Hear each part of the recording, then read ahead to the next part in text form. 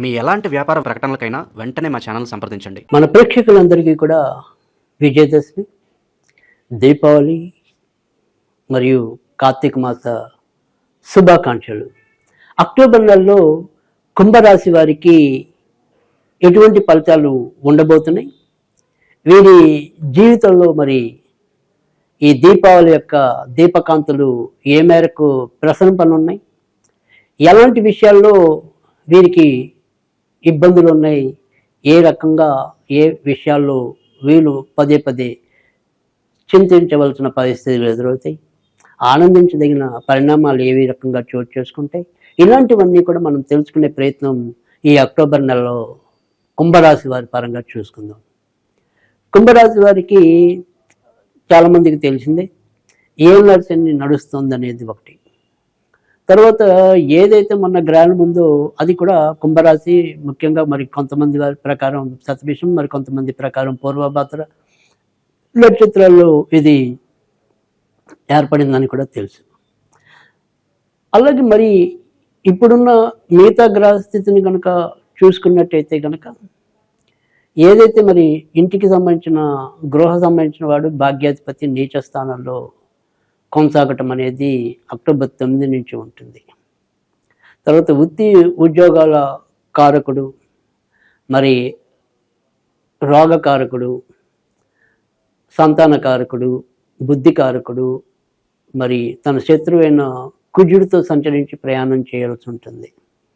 కనుక గురుడు అక్టోబర్ 18 నుంచి తాత్కాలికంగా 6వ ఇంట సంచరించడం అనేది ఉంటుంది.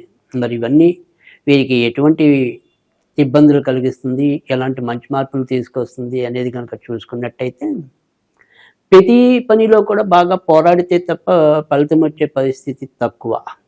ఎందుకంటే అటు అదృష్టకారకుడే బలం తగ్గిపోయి ఉన్నాడు, ఆల్రెడీ ఏం లక్షణం అనేది నడుస్తుంది, లగ్నంలోనే రాహు అనేవాడు ఉన్నాడు, అంటే రాశిలో రాహు అనేవాడు ఉన్నాడు. వీటన్నిటి పరిస్థితుల వల్ల ఏ పని కూడా ఒత్తిడి లేకుండా పూర్తవటం అనేది కష్టం. ఎప్పుడైతే ఇక్కడ రాహు వచ్చి వీరికి రాశి చక్రంలో చేరటం, ఇటు వృత్తి ఉద్యోగాలు సజావుగా సాగకపోవటం, అమ్మయ్య ఈ రోజుకి గడిచిందిలే నా ఉద్యోగం, అమ్మయ్య ఈ రోజుకి నడిచిందిలే నా సేవ, ఈ రోజుకి నడిచిందిలే నా బాధ్యత అనుకుని అప్పటికప్పుడు అమ్మయ్య అని ఊపిరి పీల్చుకోవటమే తప్ప ఏ రోజు కూడా మనకి ప్రాణ సంకటంగానే మనం చేసే వృత్తి ఉద్యోగాలు కొనసాగుతాయి. దీంతో పాటుగా చిన్నో చితకో పెద్ద ఏదైనా సరే అనారోగ్యాలు కూడా మనతో కూడా సంచరిస్తూ రావటం, వీటన్నిటి వల్ల ఎక్కడ కూడా మనం విశ్రాంతి తీసుకుంటున్నాము అనే భావన రాకపోవటం, అలా ప్రతి విషయంలో కూడా ఒక రకమైన పోరాటం అనేది గత కొద్ది నెలలుగా కుంభరాశి వారికి అలవాటైపోయింది. ఈ రోజుకి ఇలా నడిస్తే చాలే, అమ్మయ్య ఈ రోజుకి మనం ఈ మాత్రమైనా ఊరట పొందాంలే, ఇలా అనుకోవటమే తప్ప చక్కటి దీపావళిని పరిపూర్ణంగా అనుభవించలేకపోతాం. ఇక అవసరానికి ఏదైనప్పటికీ కూడా ఏదో విధంగా ధనం లభిస్తుంది అనేది తప్ప, ఆ రకంగా ఆనందించడమే తప్ప పెద్దగా ఉపయోగపడే రీతిలో అభివృద్ధి అయితే సాగదు. ఇటు వ్యాపారస్తులైతే వ్యాపారస్తులకి కూడా అంతంత మాత్రం ఆదాయమే లభిస్తుంది. ఉద్యోగస్తులకి ఎప్పుడు కూడా ఒక అభద్రతా భావంతోనే కొనసాగుతుంది. ఎప్పుడు ఊడుతుందో తెలియదు, ఎప్పుడు ఉంటుందో తెలియదు, మనసు 10 విధాల పోతుంది. ఇటు వ్యాపారం చేయాలో తెలియదు, ఉద్యోగం చేయాలో తెలియదు, ఉద్యోగంలో మార్పు తీసుకోవాలో తెలియదు, ఉద్యోగంలో మార్పు తీసుకుంటే అది తొందరగా వస్తుందో లేదో తెలియదు. అన్ని ప్రశ్నార్థకమైన పరిస్థితుల్లోనే వీరు కొట్టుమిట్టాడాల్సి వస్తుంది కుంభరాశి వాళ్ళు. ఇంకా కొత్తగా వివాహం కావాలి అనుకునే వారికి మాత్రం ప్రస్తుతం అనుకూలమైన స్థితి అయితే కలుగుతోంది. అక్టోబర్ 17 వరకు మరింత ఎక్కువ అనుకూలత, అక్టోబర్ 17 దాటిన తర్వాత నుంచి తక్కువ అనుకూలత అనేది ఉంటాయి. అయితే అక్టోబర్ 17 దాటిన తర్వాత నుంచి ఎప్పుడైతే వివాహకారకుడు నీటిల్లోకి వస్తాడో భార్యాభర్తల మధ్య విభేదాలు పెరగటం అనేది, లేదా భర్తకు బాగుంటే భార్యకు బాగుండకపోవటం, భార్యకు బాగుంటే భర్తకు బాగుండకపోవటం, ఆరోగ్యపరంగా కావచ్చు, ఆర్థిక స్థితిగతుల పరంగా కావచ్చు, మానసిక ఉల్లాస ఉచ్ఛ్వాసాల మధ్య కావచ్చు, ఎలా చూసుకున్నప్పటికీ కూడా ఒక రకమైన అప్రశాంతమైన వాతావరణమే ఇంట్లో పొడసూపుతూ ఉంటుంది. మంచి చేద్దాం అనుకున్నప్పటికీ కూడా ఆ మంచి చేయడానికి తగినంత శక్తి లేకపోవటం, అక్కడ ఎదురుకుండా జరిగేది మనకి ఖచ్చితంగా చెడని తెలుసు, కానీ దాన్ని మనం కన్నింపజేయడానికి మన వెనక ఆసరాగా నిలిచే మనుషులు కరువటం, దానివల్ల ఏది ఉన్నప్పటికీ కూడా ఆ బాధని సంతోషాన్ని అన్నీ కూడా మనం లోపల దిగమింగుకుంటూ వెళ్ళటమే తప్ప అందరితో మనసు విప్పి మాట్లాడుకోలేకపోతూ ఉంటాం. ఏదైనా సరే ఇక్కడ సుఖం లభిస్తుందని అనుకుంటే ఇక్కడ లభించలేదని వేరే చోటకు పరుగులు తీయటం, వేరే చోట లభించడం లేదని చెప్పి ఇంకో చోట పరుగులు తీయటం, చివరికి వచ్చేప్పుడు ఎక్కడికి వెళ్ళినా కూడా అది ఎండమావ చందాన్ని మనం వెక్కిరించటం. ఇదే రీతిలో ప్రస్తుతం అయితే గనక కుంభరాశి వారి పరిస్థితి ఎక్కువగా కనిపిస్తోంది. కుంభరాశి వారికి ఊరట మరి ఏ విషయంలో కలగచ్చు అంటే గనక ప్రస్తుతం ఏదైనప్పటికీ కూడా అటు శత్రువులతో మరి సంచరిస్తున్నప్పటికీ కూడా కొంతవరకు మంచి స్థానంలోనే బుధుడు సంచరించడం అనేది మంచి పరిణామంగానే చెప్పాల్సి ఉంటుంది.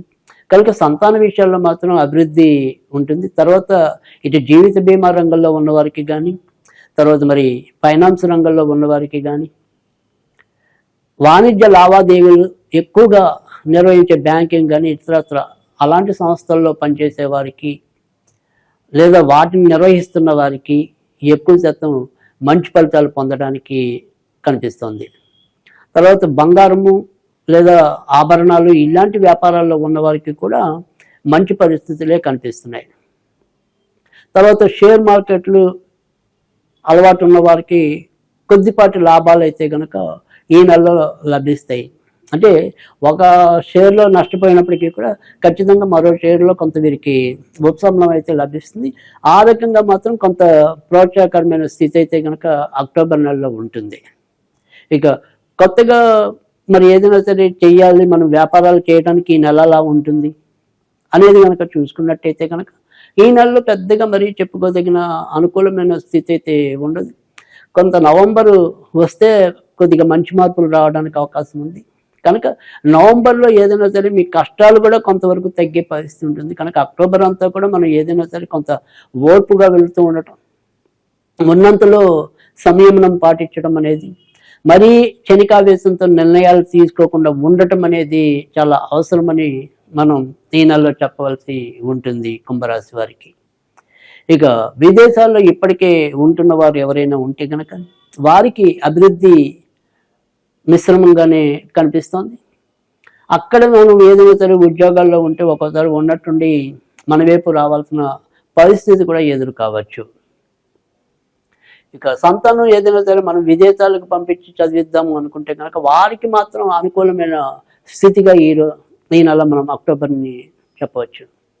ఇక మిగతా విషయాలన్నింటిలో కూడా అంతంత మాత్రమైన అభివృద్ధి అనేది కనిపిస్తుంది. ముఖ్యంగా మనం ఇందాకే చెప్పుకున్నాం, ఏదైనా సరే బాగా పోరాడితే తప్ప వీరి చేతికి అందటం అనేది కష్టమే.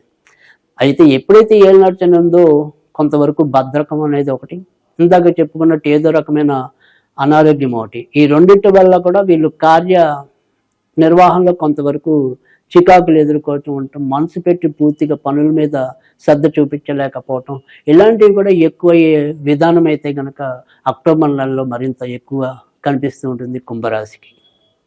ఇంకా కుంభరాశికి మరొక కొద్దిగా ఆనందించే విషయం ఏంటి అంటే కనుక అక్టోబరు 18 లోపు మరి నాన్నగారు లేదా అటువైపు ఉండే వారి పరంగా కొంత మనకి మంచి జరగడానికి లేదా వారి యొక్క సహాయ సహకారాలు మనకి లభించడానికి ఆస్కారం ఎక్కువగా ఉంటుంది. వారసత్వంగా వచ్చేవి ఏమైనా సరే భూములు కానీ ఇతరత్ర కానీ మనం అమ్మకాలకు కానీ లేదా మనకి రావాల్సినవి ఏమైనా ఉంటే కనుక వాటికి సంబంధించిన పోరాటాల్లో విజయం దక్కడానికి కూడా అవకాశాలు ఎక్కువగా కనిపిస్తున్నాయి. ఇక ఈ నెలలో మనం ఏమైనా సరే చదువుకోవాలి అనుకుంటే కనుక ఓం హ్రీం శ్రీం వసుంధరాయే నమః, ఓం హ్రీం శ్రీం వసుంధరాయే నమః అనేది చదువుకోవటం అనేది ఒకటి.